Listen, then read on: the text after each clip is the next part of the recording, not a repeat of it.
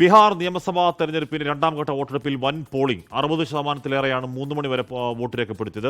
20 ജില്ലകളിലായി 122 മണ്ഡലങ്ങളിലേക്കാണ് വോട്ടെടുപ്പ്. 1300 സ്ഥാനാർത്ഥികൾ ജനവിധി തേടുകയാണ്. രാജ്യം ഉറ്റുനോക്കുന്ന തെരഞ്ഞെടുപ്പിന്റെ എക്സിറ്റ് പോൾ ഫലങ്ങൾ 6 മണിക്ക് പുറത്തുവരും.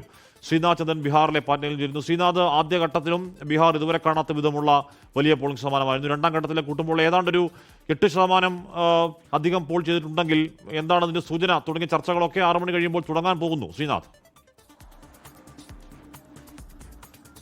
തീർച്ചയായും ഒന്നാം ഘട്ടത്തിൽ കണ്ടതുപോലെ ഒരു വലിയ പോളിംഗ് രണ്ടാം ഘട്ടത്തിൽ ഉണ്ടാവുന്നു എന്നതാണ് നമ്മൾ മനസ്സിലാക്കുന്നത്. 3 മണിയോടെ തന്നെ 60%, ശരാശരി പോളിംഗ് 60% ഈ രണ്ടാം ഘട്ടത്തിൽ ഉണ്ടായിരിക്കുന്നു. ചിലയിടങ്ങളിൽ, ചില ജില്ലകളിൽ, ഇപ്പോൾ കിഷൻഗഞ്ച് ജില്ലയിലെ കണക്കുകൾ നോക്കുമ്പോൾ 66% മുകളിലേക്കൊക്കെയാണ് അവിടെ ഇപ്പോൾ പോളിംഗ് ഉണ്ടായിരിക്കുന്നത്. അതുകൊണ്ടൊരു ശക്തമായ പോരാട്ടം നടന്നു. ശക്തമായ പ്രചാരണത്തിന് ഒത്ത രീതിയിൽ തന്നെയുള്ള പോളിംഗ് ഇപ്പോൾ രണ്ടാം ഘട്ടത്തിലും ഉണ്ടാവുന്നു. ഒരു പക്ഷേ ഞാൻ ഈ കണക്കുകൾ ഈ സമയത്ത് ഒന്നാം ഘട്ടത്തിൽ എത്രയായിരുന്നു എന്നത് പരിശോധിക്കുമ്പോൾ ഏതാണ്ട് ഒരു 3%-ലധികം വർധനവ് രണ്ടാം ഘട്ടത്തിലുണ്ട്. അതുകൊണ്ട് ഒന്നാം ഘട്ടത്തിൽ 65% രണ്ടാം ഘട്ടത്തിലെ അന്തിമ കണക്ക് വരുമ്പോൾ അത് 65-ന് മുകളിലേക്ക് പോകാനുള്ള സാധ്യത തന്നെയാണ്. അങ്ങനെയെങ്കിൽ ഒരു 7%-അപ്പുറത്തേക്കുള്ള ഒരു വോട്ട് വ്യത്യാസം, ഒരു പോളിംഗ് ശതമാനത്തിലെ വ്യത്യാസം കഴിഞ്ഞ തെരഞ്ഞെടുപ്പുമായി ബന്ധപ്പെടുത്തി നമ്മൾ താരതമ്യം ചെയ്യുമ്പോൾ ഉണ്ടാവുന്നുണ്ട്. ഒരു വലിയ പോളിംഗ് നടക്കാൻ വേണ്ടി പോകുന്നു എന്നതാണ് നമുക്ക് കിട്ടുന്ന സൂചന.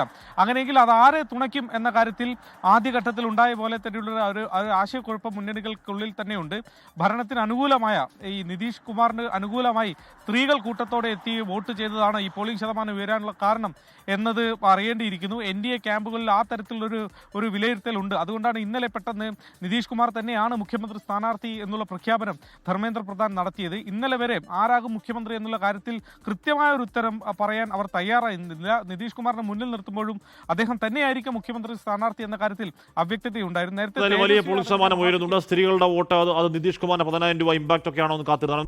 ലോകത്തെവിടെയായാലും ഏത് സമയത്തും 24 വാർത്തകളും ഓഗ്മെന്റഡ് റിയാലിറ്റി പാക്കേജുകളും എക്സ്പ്ലെയിനറുകളും വിശദമായി കാണാൻ ഞങ്ങളുടെ യൂട്യൂബ് ചാനൽ നിങ്ങൾക്ക് സബ്സ്ക്രൈബ് ചെയ്യാം.